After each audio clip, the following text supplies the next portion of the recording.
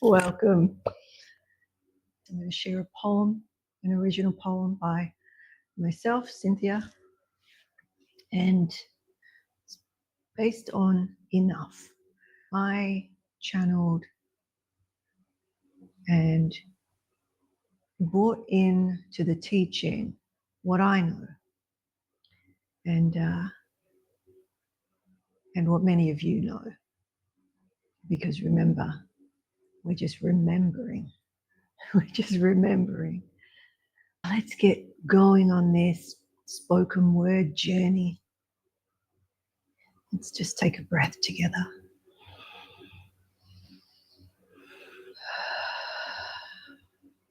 Let me tell you about the children who learn to count themselves out. You know, the ones who added up all the ways they didn't measure. You know, like too loud, too quiet, too much, too little. Never quite the right temperature of love. Let me tell you about the arithmetic of abandonment, how it doesn't always look like an empty room or slammed doors. Sometimes it looks like a full house with hollow eyes. Sometimes it looks like parents present embody, but drowning in their own storms, medicating their own wounds, running from their own not enough. While you stood there small, trying to be less of a burden, trying to solve the equation of their love.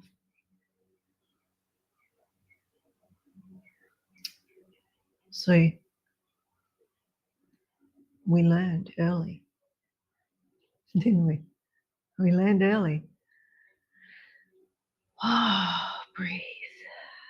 We learned that our needs were negotiations, that our hunger, our emotion, or our emotional, physical, spiritual, was something to be rationed.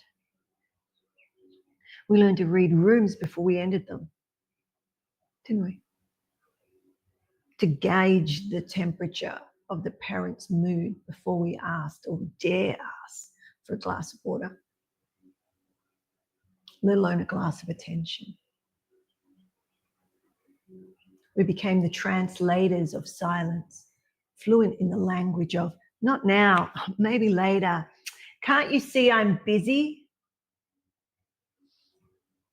And we translated all of that into one brutal sentence. I'm not enough.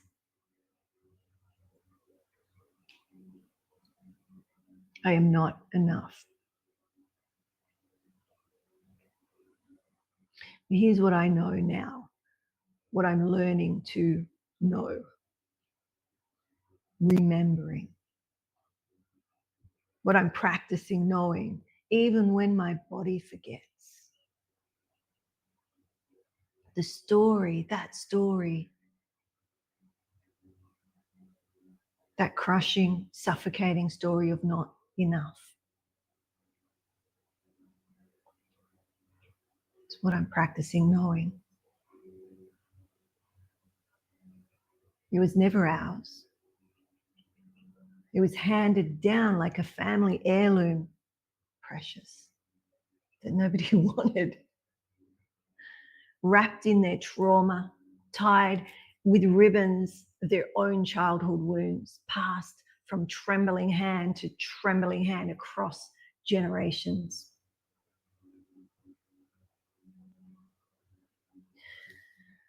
Your mother couldn't give what she never received.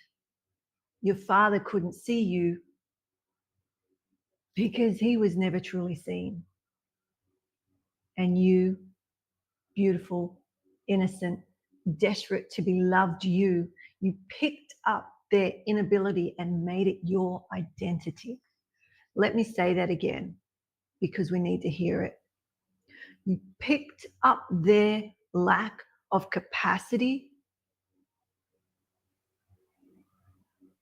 their inability, and made it your identity.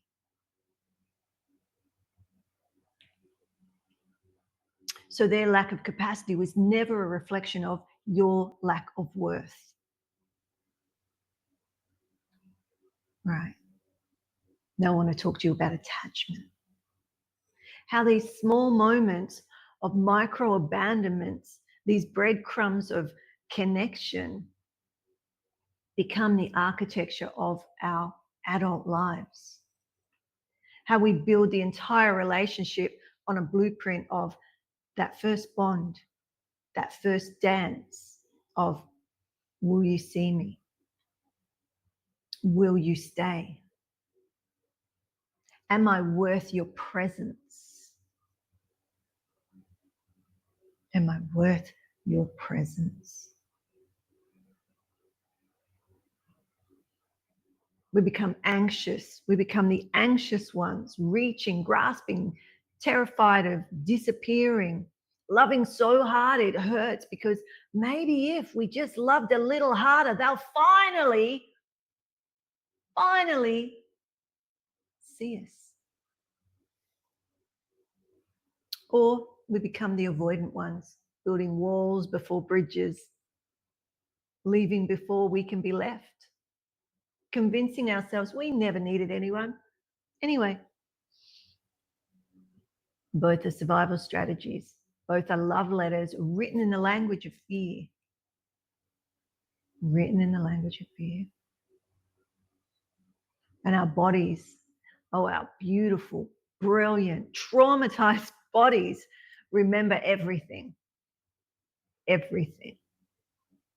That time you cried and no one came, your nervous system remembers.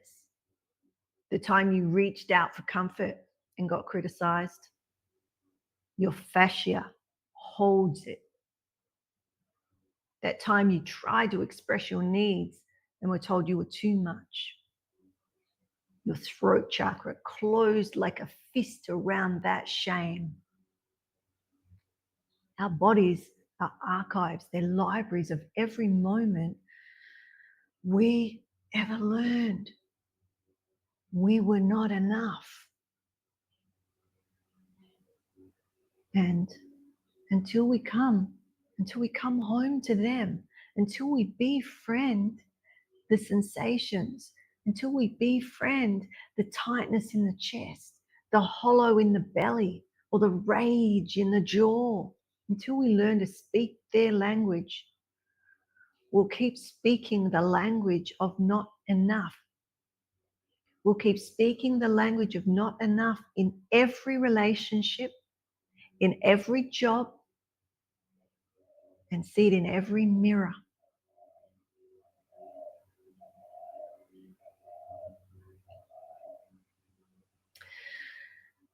But where the story shifts, where we stop being victims of what was done and become authors of what will be. Because, my friends, you are not just your wounding. You're not the sum total of who couldn't love you right. You're the one who survived. You're the one who kept breathing and breathing when breathing felt impossible. You're the one who got up every day and tried again and failed, and tried again and failed, and tried again, even when your body was screaming, not enough, not enough, not enough. Breathe. Let me tell you what else you are.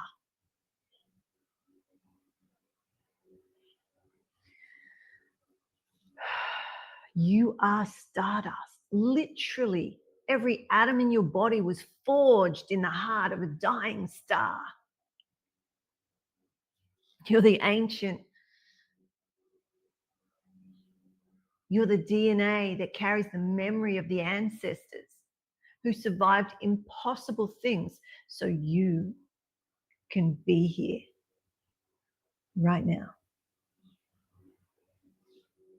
You're the walking miracle of biology, trillions of cells cooperating every second to keep you alive, to keep you here, to keep you enough.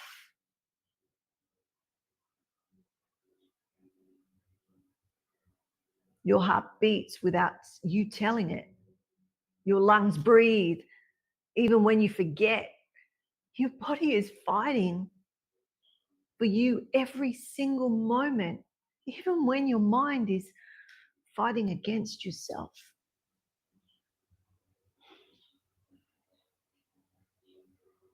And your ancestors, they're not just in history books or old photos, they're in your bones. They're in the curve of your spine. They're in the rhythm of your walk. And every person before you, every person who came before you, who survived famine, war, migration, heartbreak, they're cheering you on. They're cheering you on. They're cheering you on. And not only that, they look through your eyes. They walk in your footsteps and they breathe. They breathe in your breath.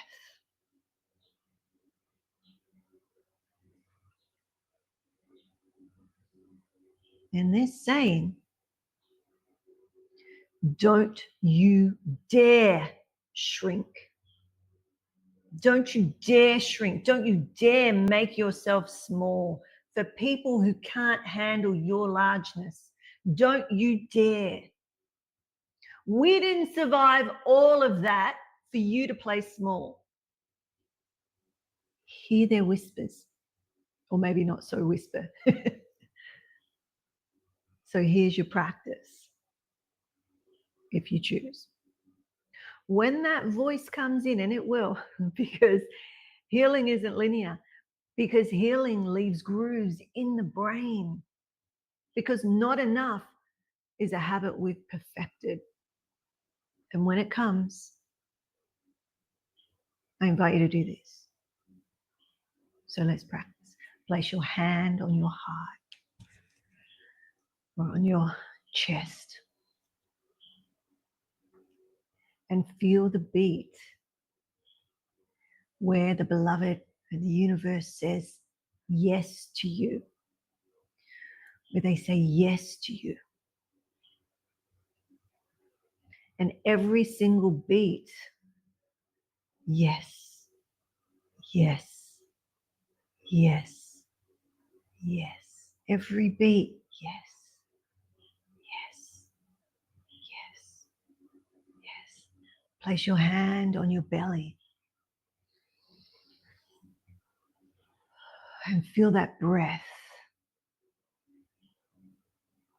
Feel the breath. That's life itself choosing you. Every single breath, you're here. You're here. You're here. You're here. And when you look in the mirror and really look and see the eyes of everyone who came before you, your grandmother's resilience, your grandfather's strength, your great-great-great-grandmother whose name you'll never know but whose DNA you carry. They're all here in your eyes. The beloved looking back at itself. The universe spying, viewing itself. And when someone treats you like you're not enough, and they will, because hurt people hurt people. Because the world is full of those still running from their own not enough.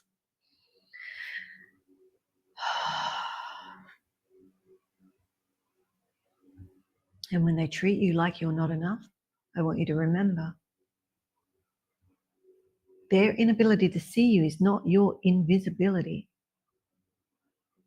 Their inability to love you well is not your unlovability.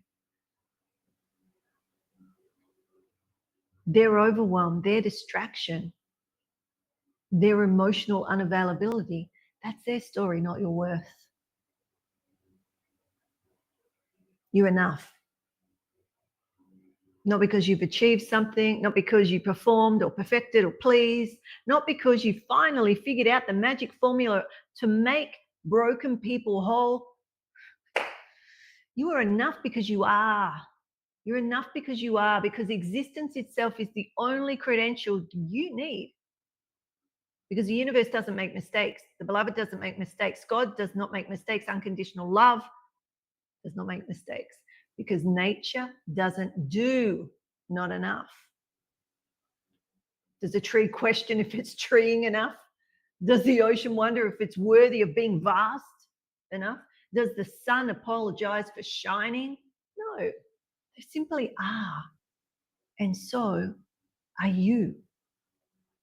So today, this Sunday, this sacred space of possibility, I'm asking you to practice something radical.